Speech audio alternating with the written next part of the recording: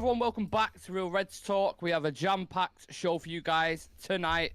The dust has settled from last night's victory over Spurs, and there's a few things to discuss that have come out from that game. We're going to touch on the team's performance, Lisandro Martinez. Cristiano Ronaldo has been dropped for the Chelsea game altogether. We're going to discuss his kind of walkout last night. And we've got the FPL roundup from game week 11 and 12. So it's going to be interesting to see how everyone's got on and, yeah, to dive into these stories. Alongside us today, we have Sam and Adam. How lucky am I? How are you doing, Sam? I'm all right, mate. Well, I say that. I had a really good night last night. United was great. And then today had a shit day with work. And then Cristiano decides to sort of burn the house that he's actually standing in around him. So yeah, it's been an interesting day. But one positive, Sam, one positive that you may have slightly slipped your brain. Yeah. What's happened with Liz Truss? She's gone. She's fucked off. She's gone us. Amazing. She's gone us, mate. So the problem is they're not going to do a general election, which means we're going to get another Tory prick as Prime Minister. Yeah, another one we've not voted for, and another dickhead who's going to fuck the rest of it up. So we're not going to have a general election for 2 years anyway. So we're kind of same old shit. And if anyone had any inklings if Sam hated the Tories or not, there's your evidence right there for you. Who likes the Tories? Who likes the Tories? No. Well, trust me, there's a niche market out there for everyone. Speaking of Tories, how are you, Adam? Oh, no. I had no segue. I had no segue. I had to throw it over there. Wow. How are you? Oh, look, I'm God. I'm just going to walk off now like Trust last day. I might last a bit longer anyway, but no, I'm doing good. How are you, Nick? Fantastic. Yeah, really good. Friday tomorrow, so yeah, one more day of shit work, and it's weekend. So, and we got a big game against Chelsea on Saturday. So another the preview for that tomorrow, and we'll have to watch along on Saturday. Make sure you tune in for that. Okay then, for anyone currently watching, if you haven't subscribed to the channel already, please do. We're pushing for 1,000 subs by the end of the year, and the numbers keep growing and growing every day. The numbers are great for the watch along and the review. So again, thank you for that, and thank you for your continued support. Let's start off with the game last night, lads. I know we did the review for it, but I'm going to come at this from a slightly different angle. There's various stats and quotes come out from it, so I'm going to dive into them first and foremost. Erik ten Hag has said a couple of things. The first thing that kind of jumped out to me when I was scrolling through my Twitter this morning, as I do straight after a match. He said, so the key to winning versus Spurs, there was a lot of key elements in possession, the switch of play, the patience, the dynamic in front, especially also the defensive transition and pressing. This is the standard. He also said, I agree that it was United's most complete performance from start until the end. We controlled the game completely. You can see the development in the process. And then a few stats I want to throw to you as well before I get your thoughts. So Manchester United covered 114 kilometres as a team against Tottenham yesterday, the most in a match under Erik ten Hag, and 20 more kilometres more than he did against Brentford. We all remember that Brentford game, of course. Another stat here for you. Manchester United attempted 28 shots against Spurs, the most faced by any team managed by Antonio Conte in a single top-flight league game. This was Conte's 318th top-flight league match as a manager, which is mental. And then there's a quote from Conte there as well. United showed today they are much better than us. I consider United a really good team. Just on the performance in general, Stan, it feels like United, if we was a band, there's usually only one performer. Is a drummer who's doing well, or there's a guitarist or a bassist who's doing really well. But last night really felt like the whole band came together, didn't it? Yeah, we're kind of like, I'm trying to think of a band that used to be good, but now they're a bit like they're living on past glories. I mean, U2, was that a good comparison? Adam's like that. Oh. I knew. Yeah, like my Bono posters. Yeah. We were living on past glories. Oh, we used to be good. We used to be great. We used to have all these hits. Look at it, like how young we looked and all that. And now we're sort of like an aging rocker band who everybody remembers for being good, but they've not put out a hit in years. They've not released a really good album, and they're kind of just touring to earn the money. And now we sort of look like that game is it sort of looked like, right, we've kicked all the old fuckers out of the band and we've brought some new talent and new blood, and they're playing some new songs, a new type of music, a new style, and they're a bit more aggressive, a bit more in your face and stuff like that. And everybody's going, oh shit, yeah, that's the band I fell in love with. That's the guys that I used to like and stuff like that. And it's come back around again. And I'm hoping it's just not a one game thing. I'm hoping it's going to continue for the next couple of games. Obviously, it's going to be a roller coaster for the next like season or so. Like, we're going to have shit games. We're going to have games like this. We're going to have games that are not quite this level. It's just going to be a roller coaster of a season. But hopefully, encouraging signs is the more we see of these sort of performances, the better it will become. So hopefully, it just continues on. Well, Sam, as Ronan Keating's famously said, life is a roller coaster. You've just got to ride it. No. Don't worry about it. Right. I don't know what Adam has done to infect this show with really, really bottom tier jokes. But you started it. He's doing it, and I think Aaron was doing it in the chat today as well. So it's getting out of control. Maybe we're just setting a trend. Let us know your best dad joke. Put it in the comment section. Just one question on what you said there, Sam. Who are the old fuckers? You two. Who's the old fuckers that were You removed? two. No. I mean, you said we removed some old fuckers. I'm just curious to know who the old fuckers are. Anyone in particular? Oh right, in the United team. Yeah. All right, so you got Matic. His legs were biscuits.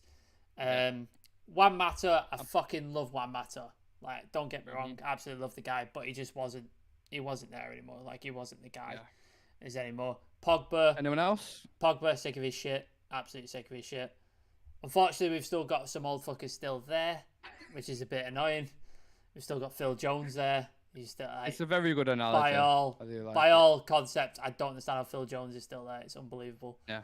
He's still holding on somehow. We've got another old fucker. That, no disrespect, sorry, Cristiano. We were going to touch on a little bit later. Well, on. I didn't want to go on to that. So I was poking at it, but I was like, no, I'll leave it. I'll leave it to a little bit later on. Adam, in terms of individual performances last night, what did you take away from that heading into this Chelsea game on Saturday? Because you got that midfield option, haven't you? You know, you look at Fred, and obviously everyone was worried about that. Ericsson taken out of the team, but he performed really well. Was one of the best players on the pitch. So, is there any decisions that you're making in your head for that game on Saturday? Yeah, I think you're looking, especially with Kante out now, you have to consider putting Fred in again. I think the manager rewards players who perform well, and for me, that was probably Fred's best game in a United shirt, if I'm being honest. Like, he was everywhere. So I look at him as a kind of individual performance. Anthony as well. I thought it was his best game so far for us. Could have got a goal, hit the post, and then when you look at the entire team, it's hard to kind of pick out individuals because I thought for once it was like the whole group actually showed up. Maybe one kind of below par, but the rest, everyone was in tune. And you used a good analogy there about a band kind of, all being in time, all in sync. So I think that's how pretty much the game went. It's hard to base everyone as an individual because there was a lot of good pairs. Centre halves, like, together, they mix really, really well. What was that good analogy I seen? They're like cookies and milk. Well, I said last night coffees and syrup, and Sam was having absolutely none of it. He was like, no. And then I said whiskey and coke, and he was a little bit more accepting of that. So yeah, use whatever analogy you want: whiskey and coke, cookies and cream. Yeah, whatever. Milk and Oreos. Fred, you mentioned Fred there. Last night, he actually in the Stretford end. He had they used to sing a song about Ryan Giggs. It's the Joy Division, I think, who made the song. Yeah. And it was like, Fred will tear us apart, tear us apart again. Yeah. Which I just love. I love because Fred he does get criticised quite a lot, and rightfully so. Like we always say on this channel, he's very hot and cold. But last night, as I said, he was scorching. So he put in a really good performance last night. Another fiery player who I thought was incredible last night was Lisandro Martinez. What a breath of fresh air he has been. I thought he was great. He feels like the captain without the armband. A lot of players look to him for guidance. Just at the end of him, they all was drawn over towards him. They all walked over to him. He was like tapping him on the head, giving him a hug, saying, "Well done, you today. You do this, blah blah blah." he's proper inspirational. And the interview that he did, I don't know if any of you managed to catch it after the game, where he was talking about his family. He said last night was very emotional for me to get that love from the fans. It's also that love from me to them. When they were chanting Argentina, Argentina at the end of the match, it touches me. I'm one of the biggest. I'm at one of the biggest clubs in the world. The atmosphere is fantastic in the stadium. When I hear people chanting that, sometimes I want to cry. And then he dedicated his performances to to his family and his loved ones. I don't think I have fallen in love with a player since Cristiano Ronaldo when he joined. Do you remember when he joined from Sporting Lisbon? I always go back to this, and you see him on the wing. He's a little bit rough around the edges, but you can tell there's a player in there. Lisandro has kind of come, and he's just like fitted in straight away. There's been no kind of bedding in period. He was just solid straight. As soon as he threw him and Varane together in that Liverpool game, since then it's just been magic at the back. They've been absolutely solid.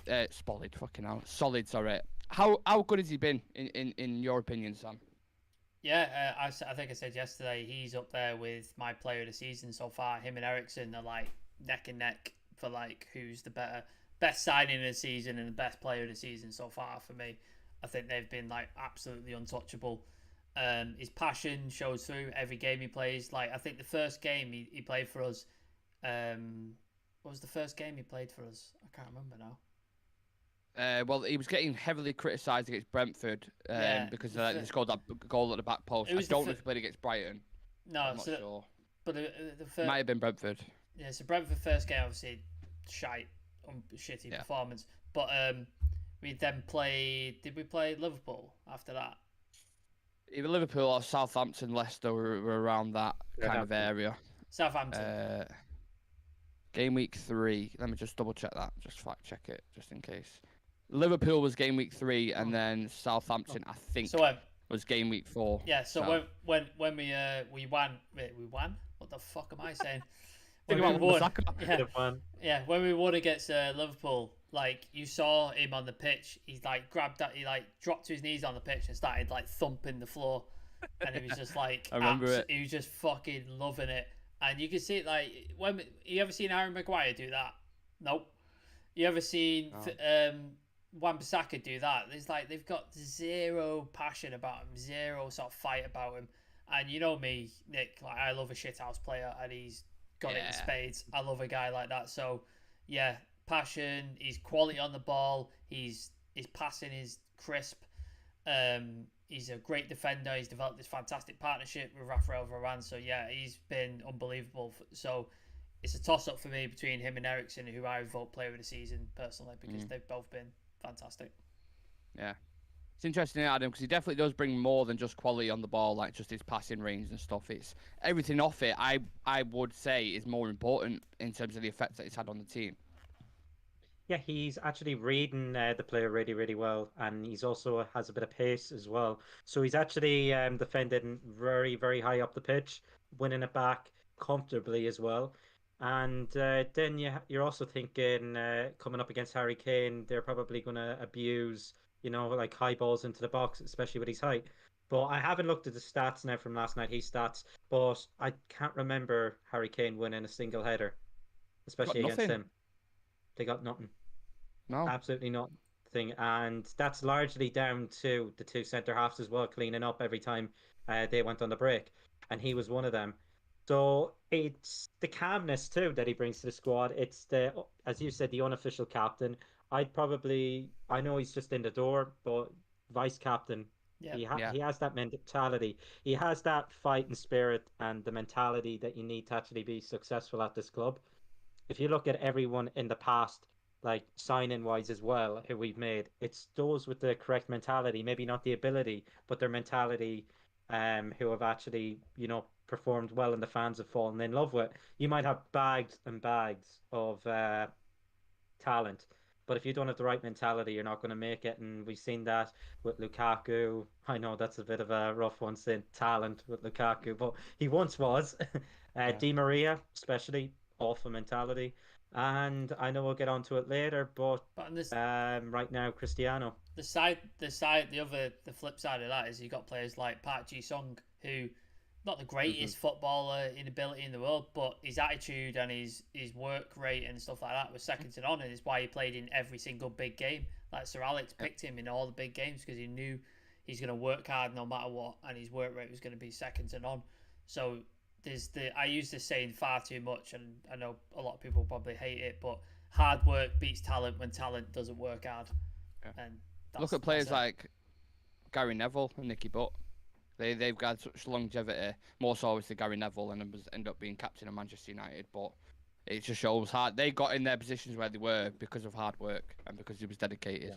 And when you get a blend of both, it is rare in football quite a lot of times. I've got some stats actually on the Sandro from last night. I just pulled some up because I was interested to see. So 4 clearances, 1 block shot, 1 interception, 4 tackles, 90% pass accuracy, 4 out of 5 ground duels won, 1 out of 2 aerial duels won, 3 out of 4 long balls, and he only lost possession 7 times. So solid performance against 2 of the best attackers in the league in terms of like a partnership. Speaking on partnerships, Rafa Varane and Alessandro together again, just like obviously I was saying about Harry Kane and Son. Then they work so well together because they complement each other's abilities. I feel like Varane and Alessandro, if they can stay fit together, I don't think there's a better partnership in the Premier League, is there? No, City change up their partnership quite a bit, don't they? Like you'll have Ruben Diaz come in, John Stones, and then you did have Laporte. You've got in a minute you've got Ake and Akanji. They're kind of in the mix as well. Playing quite a lot then, don't they? In a minute. Akanji he's a decent player, man. I like him. He's a good player. So yeah, they're with him for a while. Yeah, exactly. They're changing it up. Chelsea's back line is like old as fuck, innit? It's like what Thiago Silva's like 40 and Koulibaly's like what 33, 34. So it's interesting. Liverpool's back line's been faulty all season. Van Dijk's been, God knows what's happened to him. He's fallen off a cliff. And then he's had not a reliable partnership. So Matip's been out injured constantly. Gomez has just come back in, who's been out in the cold for about 2 seasons. So their defence is all over the place. The only sort of defence that's kind of really solid and has a partnership going is the Arsenal one at the minute, isn't it? I was just about to say that. It's Saliba and Gabriel. Yeah, they seem to be the only ones who are like absolutely burning through teams right now, and seems to be like the only team that's not managed to keep out is us. Everybody else. It was both centre backs were saying how much they love playing with each other last night. Like they just. Yeah, quality, absolute quality. It's also nice now as well how the media have just gone completely quiet on the situation. Like, you haven't heard... Obviously, at the very start, it was all like, Jamie Carragher piping up saying, he is not going to work in the Premier League. He is not going to work, blah, blah, blah. And it's, what we in? 10 weeks in now? 11 weeks in or something? They've shut up about Casemiro's age as well, haven't they? They shut up about that. Because that was a fucking thing when they came in. 70 million for a 30-year-old. Blah, blah, he's too old. There's a reason Madrid letting him go. But it's just like, God's sake. Absolutely. I suppose from many positives to one negative, we have to talk about Cristiano Ronaldo, lads. One quote I would use for this situation, current situation, is from my favourite film, The Dark Knight, and it was from Harvey Dent. And he said, "You die a hero and live long enough to see yourself become a villain." Cristiano's been taken out of the squad. This isn't in the film, by the way. This is the same quote. I don't remember this bit of the film. I've watched this film. He's been taken out of the squad for the Chelsea game on Saturday. Like, Batman lands and he just sue. Imagine that in every scene, just when the Joker's walks in the restaurant with the classy, and he's just like, "Have you seen Harvey Dent?" And he just comes in and goes, "Sue." No, he said, "Do you know the superhero landing when he lands on a knee with the fist in the ground?" He just lands and just goes, "Sue" every time. Maybe he is. I'm Jesus. Batman. So he has been taken out of the Chelsea game, which that news has literally just broken the past hour, I think. So he will not play in that. He will not be part of the squad at all, which is obviously it's the manager's decision, isn't it? I think he's done really well managing the Ronaldo situation, but it feels like now it's becoming that kind of thing where the longer he stays, the more toxic it becomes. And a few big players have been speaking on this. You've had Rio, Henri, Schmeichel, Evra. I want to dive into their quotes, and then I'll get your thoughts on them if that's all right. So Rio has said, it looks to me right now that it was he didn't want that Ten Hag didn't want Ronaldo. If that's the case, he should have let Ronaldo go. You sit here and think, why did Man United not just let him go if Ten Hag knew he didn't want Ronaldo in his plans? That's the baffling thing for me. He has to let him go. It's not fair on anybody, on the club, on Ronaldo, on Ten Hag. That's the first question after every game is, why didn't Ronaldo start? United won 2-0 and the story will be about Ronaldo. That can't be right. If he doesn't see Ronaldo as a starter in his team more often than not, I think he has to release him from his contract. As soon as I read that, I instantly just thought, is there not an argument with this? We was thin in our striking department. If we let Ronaldo go, Martial was injured at the start of the season. I know we play Rashford there as a 9 and stuff like that, but we're very, very thin in that department. And then, because Ronaldo hasn't been performing, he has every single right to drop him to the bench. That's the reason why he's been dropped. I don't get this. All these players coming out, they're obviously backing him because he's the mate and he's a wonderful footballer. But I feel like it's not coming from a state of logic. It's just coming from the fact that, you know what I mean? Also, didn't Jorge Mendes hoard him out to every single club around Europe and they all said no? Yeah. Nobody wanted him. Like, he tried Bayern, he tried Atletico, Napoli. I think the only club that came in with an actual offer was a Saudi Arabian club who wanted to pay him, like, God knows how much money. But obviously, he's not in the Champions League, so he didn't fancy it. But every club turned him down or weren't interested or publicly declared that they wouldn't be interested in taking him. Even Chelsea. Nobody wanted him. So it's not like we had offers coming in left, right and centre and United was just like, no, don't want to sell him. We had all these offers. He had his opportunity to go. He didn't play all of pre-season because of personal issues, and there may well be a personal issue. I don't know that for sure. For me, from the outside looking in, it looked like he wanted to leave and he didn't see the point of going on in the pre-season if he could get an opportunity to move. And I think Ten Hag was happy to let him go, happy to lose him. I don't think he saw him as part of his team. And I think the Glazers stepped in and basically said, look, we're keeping him. He's not going anywhere. You're going to have to make him a part of your squad. You're not getting any more money to get a striker in. So I think Ten Hag was like, right, I'm going to have to find a way to get him into my squad. And I think his first game was it the Atletico game, Rayo Vallecano, his first game, and then he's been used sparingly. He started a couple of games, but like you said, Nick, he's not been up to standard. Like, he's not been good enough, so that's why he's not then continued on. We've seen with Ten Hag, if you play well, you stay in the team. Malacia took Shaw's spot because Shaw had 2 terrible performances at Brentford and Brighton. Malacia came in, took his spot. Then again, Shaw was given an opportunity, played well. Malacia tried, came back in, didn't play well. Shaw took his spot. And it's the same thing. Casemiro, Scott McTominay, Fred, they've all played well, and then they've played the next game because they've played well.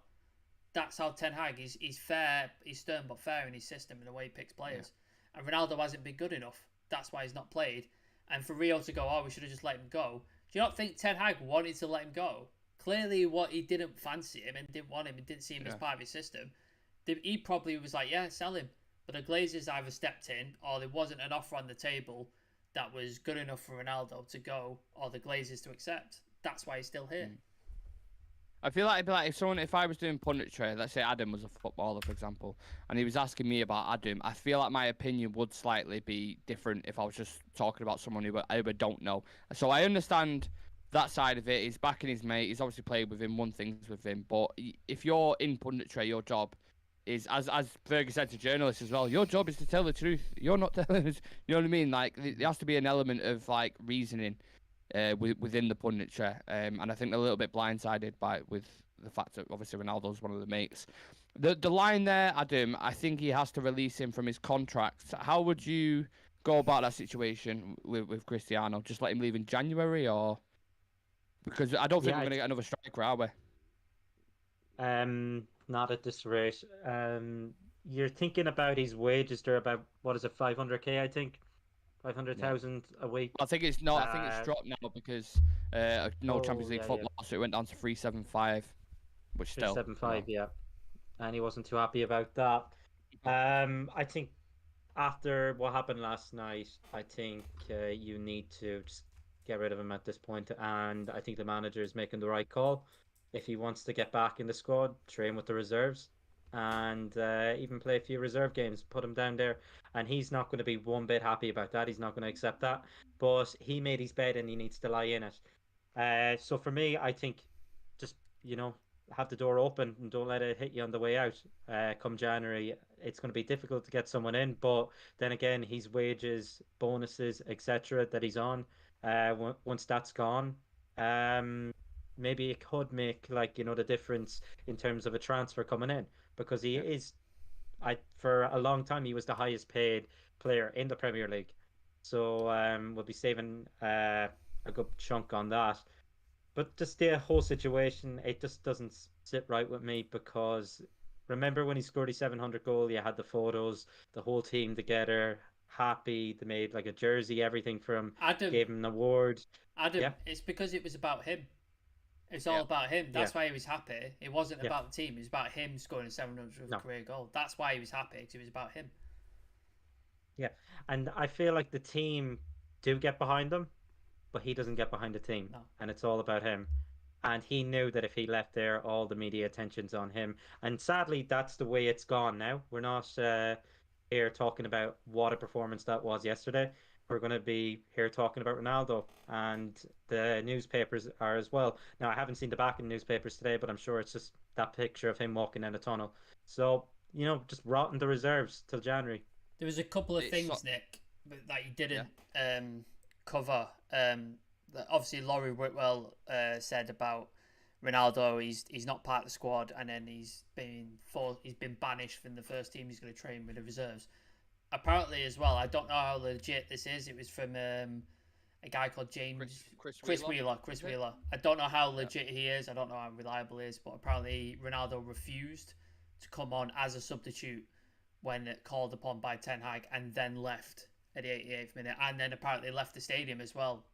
Like, didn't even sort of stick around the stadium, left stadium. So if all of that is true, and I assume there's some of it is true because he's been dropped from the squad, so something a part of it is true, whether it's all of it or just like one part of it. Some of it is true, because otherwise why would he be dropped from the squad? That's damning. If you've refused to come on as a substitute and then left down the tunnel and left the stadium, that's fucking damning. Especially from a player of his level like Cristiano Ronaldo. That's damning.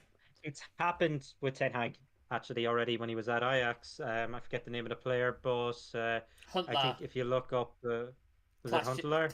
Huntelaar, yeah. For what happened was whatever the player was, it could have been him, but he refused to come on, and then Ten Hag knocked him out of the squad, and he didn't get in for the rest of the season. So for, I think, was it maybe about 7 months, the guy didn't get a single game for Ajax, and he was playing with the reserves. And he was like a kind of first team regular at the time as well. If you follow the European lad, I think is his name on Twitter. Yeah, he went into detail about it, and he said that was the first thing he thought of when he actually saw the scenario. So it's looking like he's going to have to get used to training with the reserves anyway. I know the reserves are going to be kind of in awe. He might actually finish as the reserves' top goal scorer this season. The issue is The issue is as well, even if, say, they're never releasing him from his contract. It's never happening. Like, that's not happening. The Glazers are not going to let him go in January unless somebody comes in with some, like, moolah. Like, that's the only way he's going. Because they're not going to release him from his contract, so why would they give up that amount of merchandising rights and kit sales and blah, blah, blah, all that shit? They're not going to give that up. So unless somebody comes in with a big money offer, which didn't happen in the summer, when arguably played a fantastic season for Manchester United, finished our top goal scorer, why would they come in January now with a big offer when he's not played for half the season and scored, like 2 goals this season? Why would someone come in January with a big offer? It's not happening. So for me, the 2 ways out of this are he sits on a reserve bench till the summer, and then is that when his contract ends next summer? Well, this is what I was just about to mention then. So he had 2 years and plus an option to extend. Right. But I don't think they'll do that. I don't think that's going to get extended, is it, that year? No. Somehow. I don't know how, but Yeah, Paddy Everett's actually come out and we posted on our Instagram page before the actual quote. So make sure you follow us on Insta if you haven't already, and check that out. Real Reds Talk. He said after the Man City game, Ten Hag said he didn't involve Ronaldo out of respect to him. If he really respects him, he should start every match. And I was just listening to that, thinking like, if he really respects him, he should start every like. This is what I mean by the blind kind of loyalty. It's not that ain't punditry. If he does respect him, he should start him every match. Why? Why start him every match when the team is so clearly playing a lot better without him? I had a picture of the stats before. Let me just get them up because it had stats with Cristiano in the team, and without Cristiano in the team. Where they are? There we go. So per 90, I think. Per night. So this is just a comparison with Ronaldo. 2 matches. Average team distance 98.5 kilometers. Without him, 108.5 kilometers. Points per game with Ronaldo 0.5. Points without him 2.25. So the statistics there to even back it up. We can see it with our eyes on the pitch. The reason why he's dropping him is because he lacks mobility. He hasn't got the pace to get up and down, which we need in quick transitions at times. He's always drops into the same pockets of space that Bruno Fernandes is in, so it gets really compact in there. And he just doesn't. He's thinking about himself. He's thinking about goals for himself, records. Like he isn't thinking about the team at all. He doesn't press consistently either. Like the whole team you saw yesterday, the whole team was pressing all the time, just constantly pressing. Ronaldo will do it in fits and bursts. He'll do a little bit, and then he'll stop and not do it. And a press doesn't work unless everybody's doing it. Everybody has to do it, otherwise it doesn't work. I mean, with Manchester United, they have always been a team that is about the team comes first, no matter what. Look at some of the players we've got rid of, lads. Like we've got rid of Roy Keane, Nistelrooy, Beckham, Yapstam, and they were some of the best players that's ever played for the club. Phenomenal talents, like unreal players. I think what Ten Hag has done here now, especially dropping him for that Chelsea game, shows backbone, and I respect it. I completely respect it because every other player now in that dressing room will look at that and think, I am not going to get away with shit. If he's doing that to one of the greatest players of all time, no one can get away with murder in that dressing room, and everyone knows where the authority is. And I just think under Ole Gunnar Solskjaer, when he was there, I don't think he'd have the nerve to ever do that. I don't think he would have ever dropped Cristiano Ronaldo. He set the precedent though, didn't he? Like he came in and he gave Harry Maguire and people like that a chance, Brentford, Brighton, and he shit the bed completely. And then he was just like, right, you're done, out of the team. And he gave other people an opportunity and got the players in that he knows will work. Same with Luke Shaw. Didn't play well, you're gone. But then he gave him an opportunity to get back in and he's taken it. He's played well. So that's how Ten Hag works. Like if you get dropped, but you can work your way back into that team if you work hard and you play well when you're given an opportunity. And I think Luke Shaw said it in an interview himself. He said, I didn't play well enough the first 2 games and I was rightfully dropped. The team was winning and I just have to work hard to get back in the team and get my spot. And that's what he's done. And that's what Ten Hag does. He'll give people opportunities, but you got to work hard and you got to fight for your spot. He's done quite literally the opposite to everything Ollie did, hasn't he, Adam? Like, you look at the competition for places, which just breeded this nasty kind of environment when Ollie wouldn't drop any players whatsoever. Now Ten Hag's completely flipped that situation on its head. And you see these players now, like, fighting for the spots. Bringing Malacia and Luke Shaw, both of them going at it for that spot. You could even argue McTominay, Casemiro, now Fred with his performance, Christian Eriksen, all playing at a relatively high level. The wingers that's coming in, Antunes took his spot. So it just breeds competition and makes an overall for the team. The first thing that Ten Hag has said in it is, as soon as he walked through the door, is it's about the team. I don't care about any individuals. Everyone has to be at a certain level. And he still says it now. Whenever the questions gets asked, whatever it is, he'll always put the team first. He always puts the team first, no matter how you're playing under Ollie. You always got to start. Luke Shaw, for example, Harry Maguire, he had his clear favourites, but I think Luke Shaw came out and said it literally about past management as well. How he said that this manager has come in and he rewards you if you actually play well. And that's how it always should be. You shouldn't be starting games if you're in very, very bad form. You deserve to be on the bench. And you shouldn't expect to play every single game like certain people now who walk out of the stadium before the final whistle even goes. The manager, he's come in, he's gone down to every little detail, even the grass on the training fields Yep. have to be a certain length.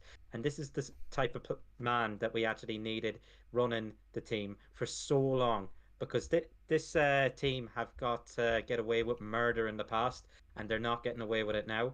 I think I put it in the group chat earlier. It's actually nice to have someone with balls, you know, in charge now, making all these decisions and signing off. He knows exactly what he wants in the squad. He knows what he needs, and like, I just can't see how the man won't win a trophy with us when you see that He's there is clear signs of Mhm. improvement in the team. he's weeding And them that's out as well, because, isn't he? He's yeah, weeding out the weak yeah, players who are not going to think. Like Wan-Bissaka hasn't played a single minute for us. Mm. Not a single minute. It's funny because sorry to cut you in there, Sam. Yeah. The saying where they say, "Oh, they've spotted the weakest gazelle" when they're talking about lions. Like, and it's funny because Wan-Bissaka on the pitch is literally like a gazelle in it. He's like Bambi on ice. Yeah, like so, yeah. he's weeded out Wan-Bissaka, not play a single minute. He gave Maguire an opportunity. Shit, like you're gone, you're done. Lindelof, he's realised he's not a starting centre back. Like he's not the guy to start, but he's brought him in and he's done well and he's played well as a third choice. He's got two left backs Phil fighting Jones for him. doesn't have a locker. Phil Jones, yeah, Phil Jones has been kicked out of the changing room. I was waiting for that.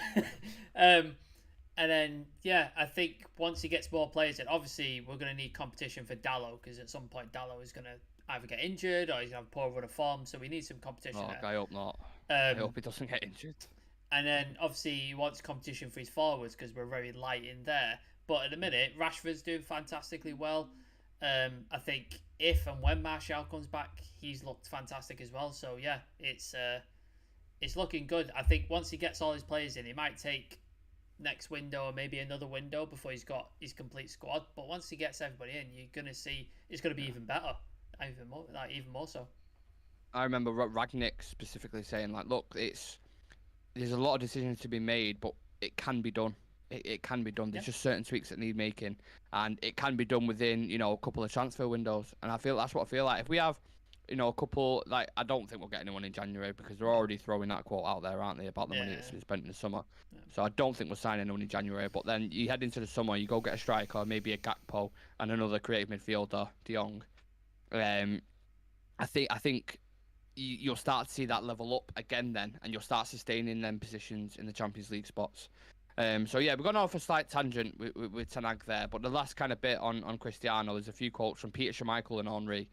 Peter Schmeichel said, "It's the first time I can say that I'm disappointed with Ronaldo. Normally I back him, I understand his situation, but we don't need distractions like that, and that's a disappointment, I would say." And Henry said, "There was a magnificent game for Manchester United. The story should not be Ronaldo walking off," and he's made it about himself there, basically. The last question I want to pose about our Cristiano lads is, this story now is getting more and more traction with the type of profile Cristiano is. It's becoming almost bigger than the results that we're actually getting, and the team improving. Is he in danger of taking his legacy at this club? At Man United, no, because what he did previously before he left is amazing. Like, such a great lasting memory and trophies that he won. And then same at Real Madrid. I think arguably, as well, I love Cristiano Ronaldo, but I think he's more of a Real Madrid legend than he is a Manchester United legend. I think that's where people will see, and that's where all the footage will come from when they do like a retrospective or this is the life of Cristiano Ronaldo. It'll be mostly Madrid and Portugal. That'll be most of the footage. Not to say that he's not done great for Manchester United. He has, but this return hasn't been great, and I don't think it'll be mentioned once he does retire. I think it'll be one of those footnotes that kind of just gets forgotten about. I think they'll focus on Real Madrid and that kind of stuff. But yeah, I don't think it'll taint his legacy because of what he's done, what he's won, and the goals he scored. I think he'll always be seen as one of the greatest players of all time. But it's just, like Aaron said in the chat, it's just sad that it's ended this way at Manchester United the second time round. Yeah, especially the fairy tale when we found out he was coming back and he scored a brace at Newcastle. You thought you would never have thought back then that this is how it would end. What about yourself, Adam? Do you think there's anything that you could taint his legacy? I don't think so, because even now you have fans chanting his name last game, everything. I don't know what the story is going to be going into the future now with him not being involved in the squad. It could be for 1 week, could be till after the World Cup. He mightn't even play another game for us if he That's goes in another January. thing. That's a great point you Yeah. make there about the World Cup as well. But he's going to play because And he's missed the Portugal, isn't he? So he's going to play for the Portugal. Like he's going, like whether he plays a game for Man United or not, he's going to play for Portugal. It's going to happen. and everyone's going to remember kind of, particularly I think where he peaked was in Moscow. I know he missed the penalty, but the header he scored that night was unbelievable. I think that's how Man United fans should remember him.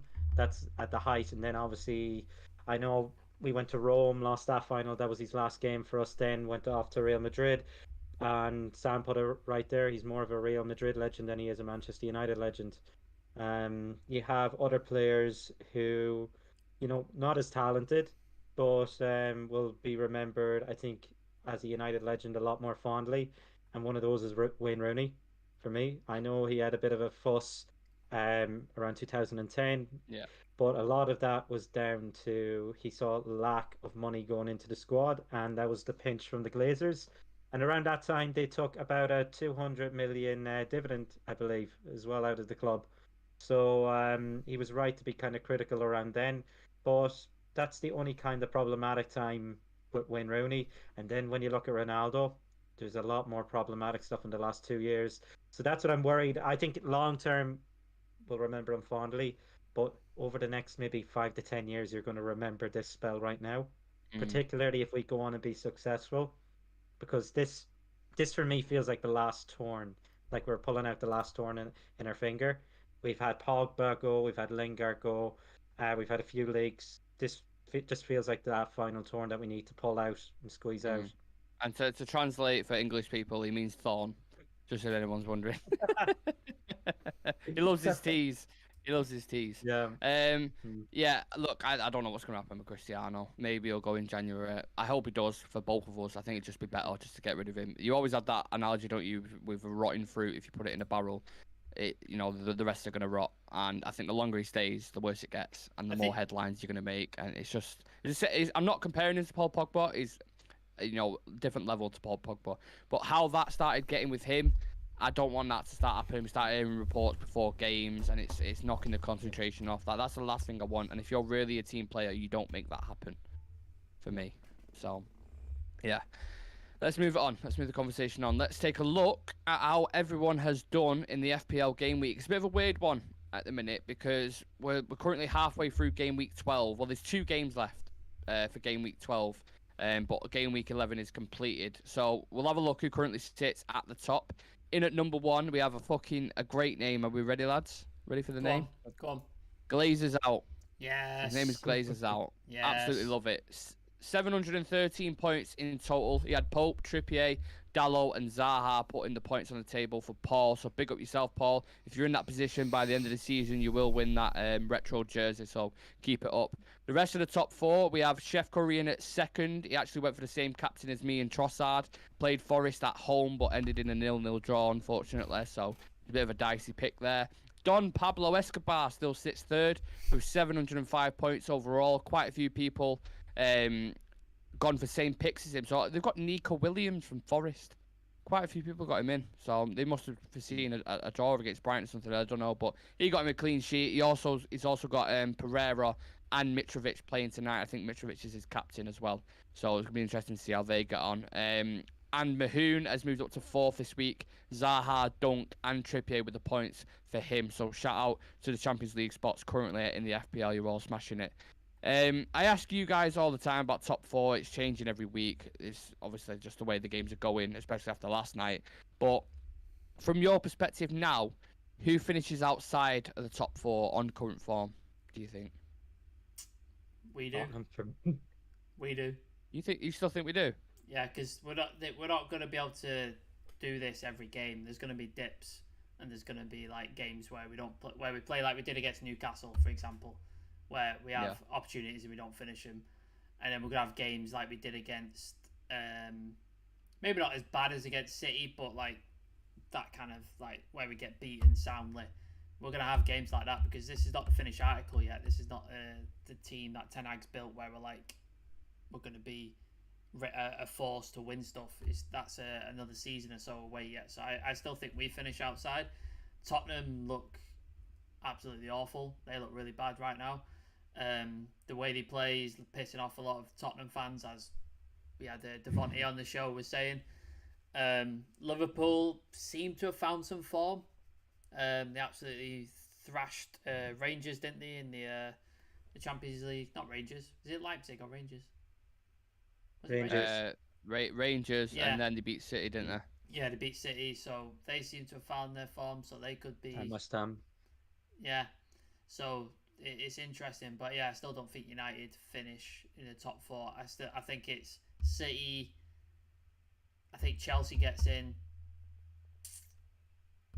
I'm not sure. 3rd and 4th is tricky, really tricky. What about outside though? Who's finishing 5th and 6th? Do you think? United 5th. I'm trying to think who would be 6th. Tottenham, do you think? Spurs maybe. Chelsea. No, I think Chelsea finished 4th. I think. So you think Chelsea, Spurs, Chelsea, Liverpool, City, and Arsenal finish in the top 4? Yeah, I think United 5th, I think Spurs 6th. City, Arsenal, Chelsea. Oh God, it's tough. It's tough. It's tough because nobody's. He's putting the Scousers above us. No, I didn't pick Liverpool. You said Liverpool top 4? No, I said no. I didn't. I said they could be. I didn't say they were going to be top 4. No, I didn't. No, I said City, Arsenal, Chelsea, and then 4th. I don't know. I don't know who 4th would be. Okay. I won't push on that one too much. Adam, just gonna call you Aaron then. What about yourself? Who's finishing outside of the top 4? I think Spurs definitely anyway. I don't think they'll keep it up, and you might even see Conte perhaps being sacked. They're difficult to beat despite last night. They were grinding results out this season, but they don't look good at all. Like what I saw last night was probably one of the worst Tottenham performances against us at Old Trafford in a long time. Yeah. How I see the top 4 kind of lining up, I think you're looking at City top. I think they're going to run away with it eventually. They just can't. The team that they have, Haaland scoring all these goals, I think they're just too good. Current form, Arsenal, they've 27 points out of 30 this season, which is insane. The only draw points are against us. Yeah, had to get that in there. I think they'll finish 2nd. 3rd, I think Liverpool. I think Liverpool will come back, especially if they can get Darwin Núñez scoring. And I think 4th, it's either us or Chelsea. I think that's how it's going to go.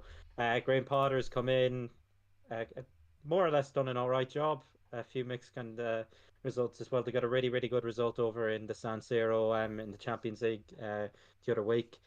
But he got a draw there against Brentford, I think was it last night. I think they drew against Brentford. No. They did, yeah.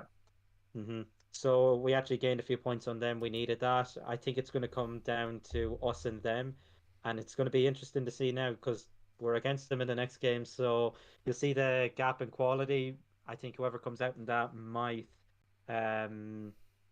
finish in the 4th position. I think we will finish 4th though. I think if we go beat Chelsea on Saturday, that's a massive statement from us. Getting 3 points against Spurs, Chelsea, and then a point against Newcastle, which, with that Rashford header at the end, could have easily been 3 points to us. Just a quick update on Cristiano Ronaldo. This is what Fabrizio Romano's just tweeted. He says Manchester United are backing Erik Ten Hag's stance and his decision on Cristiano Ronaldo's situation.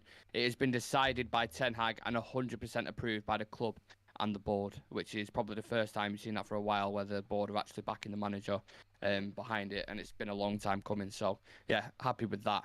Let's take a look at the lads from the channel, see how they're getting on with the FPL. Sam is currently ranked the highest out of the group, so I'll let you take the floor, Sam, with your team. I'm still waiting for somebody to challenge me. It's not happening. I'm getting bored. I'm getting very, very bored. Come on. Oh, cocker. Somebody challenge me.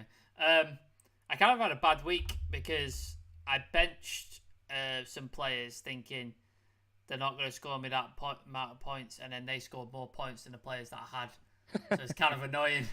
Yeah. Because Trippier, there was 9 points. Neves was 2 points. Dunk in Brighton had 8 points, and I benched them all, which is fucking infuriating. So that cost me quite a bit of points. Jose Sarr got me a point. Martinez, obviously for United yesterday, played really, really well. Clean sheet. Nice, built 6 points. Ericsson, I had in my team, and then I probably should have pulled him out because with his illness and stuff like that, I probably shouldn't have kept him. You can only make one transfer though, innit? And it's in such a short turnaround. I should have substituted him for like Neves or Trippier or something. I probably should have done that, but yeah, there you go. You know what? So just very quickly on that, Sam. I didn't realise you could change your formation by when you bring the subs on. Yeah. I didn't know that. I found that out just before this game week. Oh, I was like, fuck's sake, man. And then I had Harry Kane in my team because obviously he's been scoring goals, but then failed to register against Man United. Did you have a touch against United? I don't think he did I? He scored an offside goal, didn't he? No, he did score. Yeah, he did. He was offside. No, he didn't. De Gea saved it. Oh, shit, he did. Yeah, he did, didn't he? Yeah. And then I've got Mitrovic, who hopefully bags... Is he playing tonight? Yeah. I've got Mitrovic. Hopefully he bags tonight, and that'll get me some points. Dan's in the chat, and he's talking shit. He's saying, "I'm coming for you. I'm coming for you, Sam. Bring it on, Dan. Bring it on." Yeah. So Sam is still top out of our group, and he's still gonna have that smirk for the foreseeable. We'll see what happens.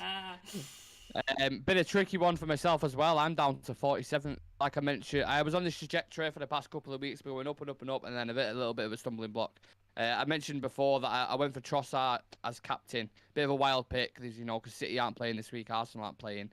So I went for Trossard. He was playing Nottingham Forest at home, and he drew 0-0. And I was just like, what the fuck? So my pick didn't play off. I actually transferred him in as well for another player who I think did get points. So I've had a bit of a mare this week.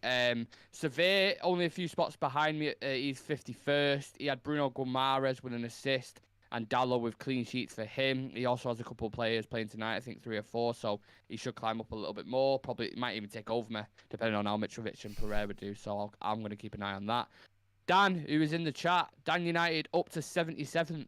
He's had a good solid week, 44 points so far, and his whole back line, including his keeper, picking up clean sheets for him. So a defensive masterpiece from Dan. Every single one of his defenders and keeper keeping a clean sheet. Has he mentioned Haaland being captain? Has he mentioned that at all? No. Stay quiet on that now for now. Who's next now? Oh, it's Adam. Yeah, Adam. Where do you currently sit, sir? Let everyone know. I'll give you a drum roll. Is there three numbers in your placement, Adam? Yes. Yeah. Can you confirm? I finally joined the 100 club. Yeah. Can you confirm your place, please? 112th. Wow. Okay. Okay, it's not as bad as it. How many people are here? 165. Okay, so it's not as bad. Yeah. So you're not technically relegation, are you? You're not mid-table. You're not mid-table either, though. No, you're more like a Southampton. I'm down in the championship. Yeah. But sometimes I forget about the midweek fixtures other than us. So I'm forgetful. You're like my doppelganger, but a little bit. Well, not my doppelganger. I don't know what the word is I'm looking for, but you're even worse than me. And I've also built up a load of free subs, so I can, well, not subs, but transfers. You know how you have one a week? I think I've only ever made one, so I have like 3 or 4 that I can make if I want. Just don't do a Shireas and do 9 of them in one fucking go, and cost yourself minus 30 points, which is what he did. Oh, ouch. Basically, where I got my points this week was Sancho got me 6. I had him as vice captain. I don't know how he got me 6. Van Dijk had 7. Trent had 8. And Ward-Prowse got 3. Firmino 2. And Lucatoni 2 as well. You've got 3 Liverpool players in your team. I do. You utter disgrace. Utter disgrace. See, how I initially thought about it was, okay, Liverpool and City, best defenses from last season. 2, and I went Cancelo and Trent. They're going to pop up with assists. All right. Explain Fabinho. I don't know Fabinho. No, Firmino. Explain Firmino. Oh, Firmino. I want to get Firmino's done Haaland. alright. But I think Firmino's yeah. done alright this season. There's He's a done alright. there's a question from Dan in the chat. Adam, are you bringing Luke Shaw into your team? I don't know if he'll get ahead of Cancelo, but I think I might nearly bring him in instead of Diaz because Diaz Save a is bit of really, money. really annoying me.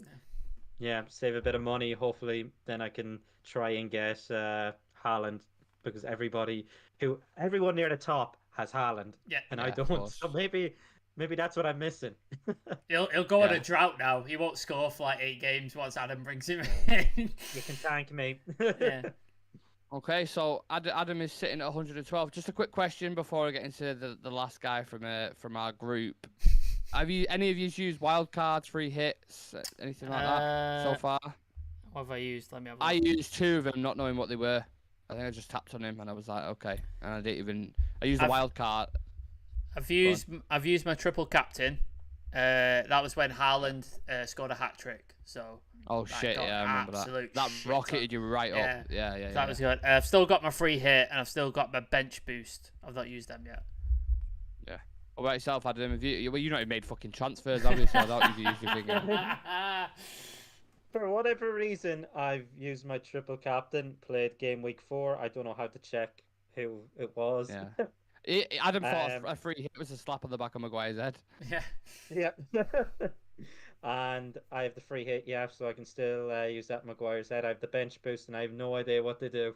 No, So I don't have a that's clue. where It's I'm my going. first, Free- first year on thing. Free hit basically means you can transfer a player or a couple of players in, score the points, and then they leave the team. They're not in the team. And then bench boost is if your bench scores points, that gets added to your total. Yeah.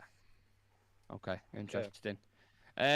Andreas, if you want the good news, you've actually climbed the table this week. However, the bad news is you're only up to 138. But it's small.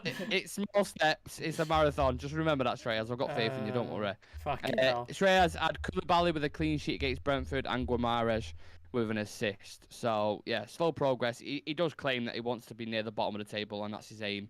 But yeah, he's certainly living up to that claim as it stands. So yeah. I suppose more positive news for you, Shreyas, is you're not Donkey of the Week. Our new Donkey of the Week. I think he may be Donkey of the Week last week as well. Fidel Niang, 154 points in total, 38 points this week, which is about average. Yeah. And he actually had a free hit this week as well. I have no idea, like I said, what that is on FPL. I think you just explained there, where you can bring in players, you get points, and then they go back out. So yeah, you are the Donkey of the Week for Del Niang. Apologies, mate, but I'm sure you can come out of that position by next week. 2 weeks in a row for Fidel. Yeah, we'll see what happens with that. Can we shout out Archie Bolt as well? He's making his way up the table because he was Donkey of the Week for about 3 weeks, wasn't he? And he's up to 145th, so he's climbing. Okay. He's climbing. He's climbing. Don't overtake me. Yeah, could do. That's your direct rival. That's your direct rival. Right, it's a few teams I'm going to name now just to kind of, because we do top 4 Donkey of the Week and then we do our group. So Guns N' Moses up to 20th with 663 points. I love that name. Yeah. We've got Jay Daly, Dallas Cowboys from the United Stand up to 27th. We've got Greg Noose, who's been a long time, I'd say fan of the show, but he's been with us for a while. Greg Noose up to 32nd. Let's have a look. Show Me the Mane up to 49th. Adam Achia, 624 points. One of my mates, Arthur. One of my mates, Arthur, 2 days, 1 club. He's just below me, 29th, on the same amount of points. So he's trying to catch me. Nice. We also have Connor Atkinson, who's been on the channel before, relegation underdogs, and he's certainly, living that underdog lifestyle. But he's up to 61st now, so yeah, he's doing well. Let's have a look. I was gonna say, where is Chicken Tikka Mo Salah? Chicken Tikka Mo Salah's down to 84. Dear. It's been a rough week for Chicken Tikka Mo Salah, so hopefully he can get back in the mix. Tobacco Academy, 91st. Read a couple more. There's another one. It's Parasite Your Mum. This is Jake Abrams. He's in 109th. Yeah. I like it. Big bald managers in at 180. I'm just looking for the standout names now. Yeah. Son of a gun, 132nd. Corner taken quickly. That's the one I was just about to mention there. Ugly Bear's down to 141st. Not seen Ugly Bear for a while. If anyone knows where he's at. He's changed his username. He's Zoe. Oh, shit. No way. Okay. Fair enough. I thought we'd lost you, Ugly Bear. No, he's still here. No. All right. Happy days. Happy days. Yeah, so well done to everyone competing in the FPL at the minute. Again, make the right decisions. Use the right wild card, free hits if you've got them. I think you get another one in January, from what I was told. Yeah. Shout out Lewis Jackson as well, who's climbing the table. I said I'd give him a shout out for the FPL, so shout out to Lewis Jackson. And yeah, just the last question I'll ask you guys before we head off. The games this weekend. Any of the games that stand out to you at all? Any of the games you're looking forward to? Any players you think you should pick? Let's just end it with that. Aside from United's game. Yeah. Okay. So Man City's got Brighton. I'm just going to go for a few standout fixtures. Spurs and Newcastle are going to be an interesting clash. Both near on similar points. Yeah, you've got Everton Palace, Forest Liverpool, Wolves versus Leicester, both near the bottom of the table, and then West Ham Bournemouth on Monday night. So just give me a few picks, a few players who you want, and then teams who you think are going to. Spurs Newcastle could be interesting on Sunday. Obviously, we beat Spurs yesterday, and previous to that, they were grinding out results. Newcastle look like they're on the ascension. They're playing really, really well, playing some good football. Look like they're trying to sort of secure maybe a Europa Conference League place, maybe something like that. That's what I think they're looking to do. So Newcastle players, Trippier, Bruno Guimaraes. Almiron scored quite a few, hasn't he, recently? He's been decent. Almiron scored 5, Jack Grealish just scored 1. Exactly, so even though he does look like a haunted baby. So they might be good choices. Wolves Leicester, that's going to be a boring fucking game, isn't it? Jesus Christ. Leeds Fulham could be interesting. Leeds been doing decent under Jesse Marsh. They got some decent young players. Fulham again, Mitrovic. I think Mitrovic should be in your team. He always bags goals. And Pereira as well. He's been doing fucking wonders for Fulham. Since we let him go, he's been great for Fulham. So that's interesting. Yeah. Villa Brentford. That could be Steven Gerrard's last job. Hopefully, we'll see what happens. He's gone. Yeah, Everton Palace. That's going to be a shite game. Sorry, Alex, if you're watching. Forest Liverpool. I can't see Forest beating Liverpool, and Liverpool could score quite a few goals because they've been absolutely shocking Forest recently. So that could be a slaughtering. So if you've got Liverpool players like Dean Henderson, yeah, Adam might be in for a good one there because he's got a load of Liverpool players. What about yourself, Adam? I think one of the games that kind of spiked my interest there was the Arsenal-Southampton one. Arsenal don't particularly have a good record against Southampton, especially away in recent seasons. I think head-to-head, Arsenal obviously have won more. I think I'm looking at it now. Southampton have won 7, 4 draws and 9 Arsenal wins. That's I think that's just in St Mary's as well. Obviously, Arsenal have more wins, but in recent seasons they've actually dropped quite a few points at Southampton. And there has been a lot of ranting on Arsenal fan TV after shocking after the Southampton game. So hopefully it's more or less the same. Normally Normally that channel is really, really calm, isn't it? Like they don't fly off the handle like too easily. Normally it's really very composed, discussed, very cool, like, thought out, calculated, methodical. Yeah, I agree. So I think Southampton, it might even be a draw that game. I just want to see Arsenal off the top at this point because their fans are getting a bit too cocky. Yeah, I think the games to kind of watch are obviously us and Chelsea and Spurs and Newcastle. I think the Spurs and Newcastle game will be a good match. Absolutely. And I would keep an eye on Liverpool against Forest on Saturday as well, because I think Forest, and obviously near the bottom of the table, Liverpool starting to come into form now, could be a bit of a beating, but it is the 12 o'clock kickoff, so you never really know what's going to happen in that. So that's one fixture I keep an eye out. The last, never back the early kickoff. It's always a weird one. Give me one player to watch this weekend. You can't say Haaland. Can't say Haaland. I'm not giving you that. That's too easy. I think I already I think I already mentioned him, but Bruno Guimaraes, Newcastle. I think he's an absolute baller. Aaron's in the chat. He's shouted out Michael Elise for Palace. He said he's a really good player. Good player. There's another good shout. Yeah. Against Everton. Adam, one player for this weekend to keep an eye out for. I'm gonna go Ivan Toney. I think he might sink Steven Gerrard, and hopefully we'll see the back of that Scouser anyway. Yeah, You're gonna hear the hopefully the door closes like as he's gonna leaving, you know. he's gonna slip as he's opening the door on the way out. Yeah.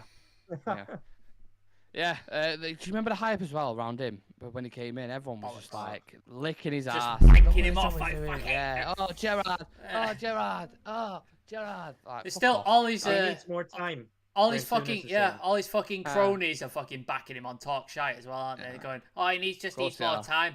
If fucking Ten Hag had the run that Gerrard's had, they'd be like, oh, he needs to go. He's not good enough. He's come for the Eredivisie. He's not good enough. Blah blah blah. Like fucking shite. Yeah. Hashtag fuck Gerrard.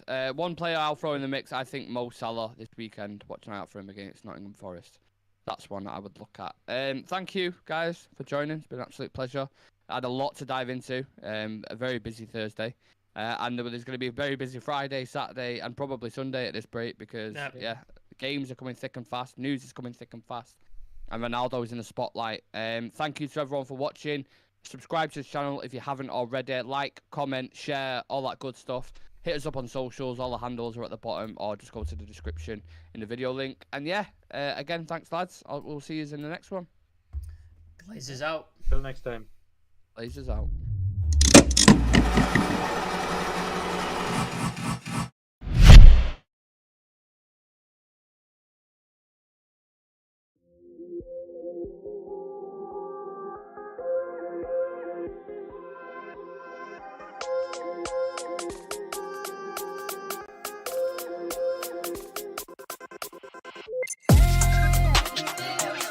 Wow.